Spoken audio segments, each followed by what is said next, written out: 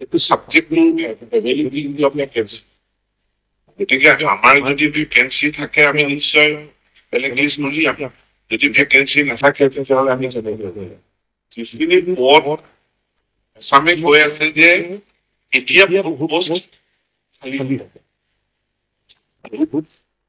Post নিদিয়ে, বিচাৰৰ post নতুনকৈ খালী দিব, সেইখিনি আমি এডভাৰটাইজমেণ্ট কৰাই নাছিল। গতিকে আমি এডভাৰটাইজমেণ্ট নকৰা পোষ্টৰ আমি এতিয়া ৰিক্ৰুটমেণ্ট কৰিব নোৱাৰো। যিটো আমি সংখ্যা এডভাৰটাইজ কৰিছিলোঁ সেই সংখ্যাটো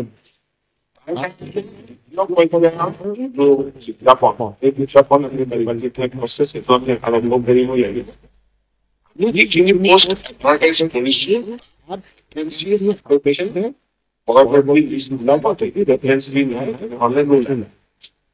তেওঁলোকে কৈছে ইমান পোষ্ট খালী থাকি গ'ল, আমি ৰিজাৰ্ভেশ্যন বহু পোষ্ট হয় আছে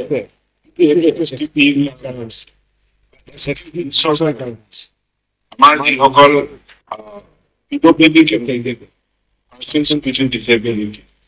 দিব্যাংগ ব্যক্তিৰ কাৰণে সেই পদটো সেই পদটো জেনেৰেল কেণ্ডিডেট হ'ব পৰা নাছিলে। গতিকে এনেধৰণৰ কিছু কেণ্ডিডেটৰ অভাৱৰ কাৰণে আমি কৰিব নোৱাৰিম। ইয়াৰ পাছত মই আগতে কৈছিলো